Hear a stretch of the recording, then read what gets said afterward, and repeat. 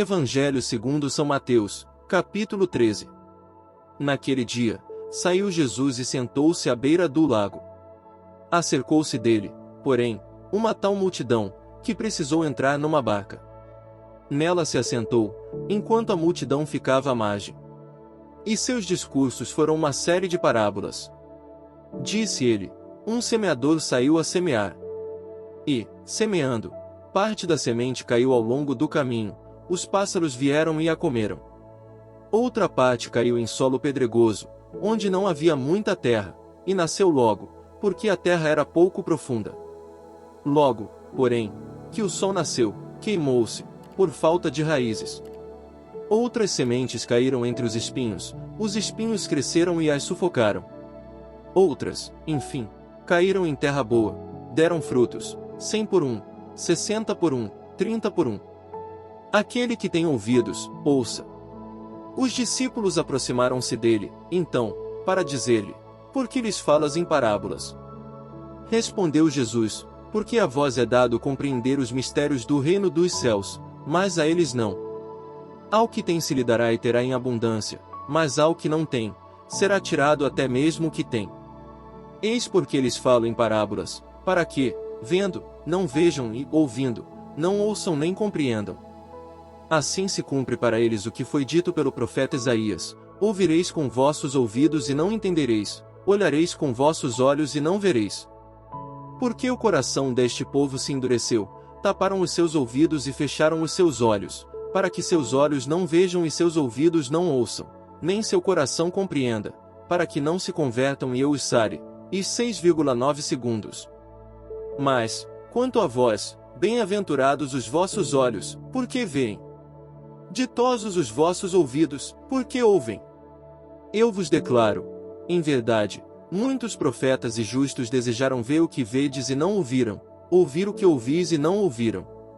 Ouvi, pois, o sentido da parábola do semeador. Quando um homem ouve a palavra do reino e não a entende, o maligno vem e arranca o que foi semeado no seu coração. Este é aquele que recebeu a semente à beira do caminho. O solo pedregoso em que ela caiu é aquele que acolhe com alegria a palavra ouvida. Mas não tem raízes, é inconstante, sobrevindo uma tribulação ou uma perseguição por causa da palavra, logo encontra uma ocasião de queda. O terreno que recebeu a semente entre os espinhos representa aquele que ouviu bem a palavra, mas nele os cuidados do mundo e a sedução das riquezas a sufocam e a tornam infrutuosa. A terra boa semeada é aquele que ouve a palavra e a compreende, e produz fruto, 100 por 1, 60 por 1, 30 por 1. Jesus propôs-lhes outra parábola: o reino dos céus é semelhante a um homem que tinha semeado boa semente em seu campo. Na hora, porém, em que os homens repousavam, veio o seu inimigo, semeou o joio no meio do trigo e partiu. O trigo cresceu e deu fruto, mas apareceu também o joio. Os servidores do pai de família vieram e disseram-lhe: Senhor, não semeaste bom trigo em teu campo? Donde vem, pois, o joio? Disse-lhes ele: foi um inimigo que fez isto. Replicaram-lhe: queres que vamos e o arranquemos? Não, disse ele arrancando o joio, arriscais tirar também o trigo. Deixai-os crescer juntos até a colheita. No tempo da colheita, direi aos ceifadores: arrancai primeiro o joio e atai-o em feixes para o queimar. Recolhei depois o trigo no meu celeiro. Em seguida, propôs-lhes outra parábola: o reino dos céus é comparado a um grão de mostarda que um homem toma e semeia em seu campo. É esta a menor de todas as sementes, mas, quando cresce, torna-se um arbusto maior que todas as hortaliças, de sorte que os pássaros vêm aninhar-se em seus ramos. Disse-lhes, por fim, esta outra parábola: o reino dos céus é comparado ao fermento que uma mulher toma e mistura em 3 medidas de farinha e que faz fermentar toda a massa. Tudo isso disse Jesus à multidão em forma de parábola. De outro modo não lhe falava. Para que se cumprisse a profecia: abrirei a boca para ensinar em parábolas, revelarei coisas ocultas desde a criação. Então despediu a multidão. Em seguida, entrou de novo na casa e seus discípulos agruparam-se ao redor dele para perguntar-lhe: explica-nos a parábola do joio no campo. Jesus respondeu: o que semeia a boa semente é o Filho do Homem. O campo é o mundo. A boa semente são os filhos do reino. O joio são os filhos do maligno. O inimigo, que o semeia, é o demônio. A colheita é o fim do mundo. Os ceifadores são os anjos. E assim como se recolhe o joio para jogá-lo no fogo, assim será no fim do mundo. O Filho do Homem enviará seus anjos, que retirarão de seu reino todos os escândalos e todos os que fazem o mal. E os lançarão na fornalha ardente, onde haverá choro e ranger de dentes. Então, no reino de seu Pai, os justos resplandecerão como o sol. Aquele que tem ouvidos, ouça. O reino dos céus é também semelhante a um tesouro escondido num campo.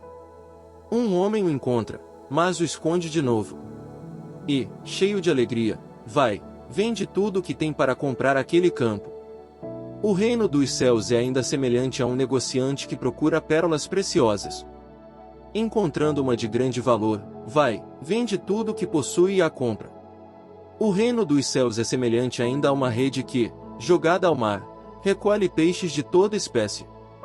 Quando está repleta, os pescadores puxam-na para a praia, sentam-se e separam nos cestos o que é bom e jogam fora o que não presta. Assim será no fim do mundo, os anjos virão separar os maus do meio dos justos. E os arrojarão na fornalha, onde haverá choro e ranger de dentes. Compreendestes tudo isso? Sim, Senhor, responderam eles.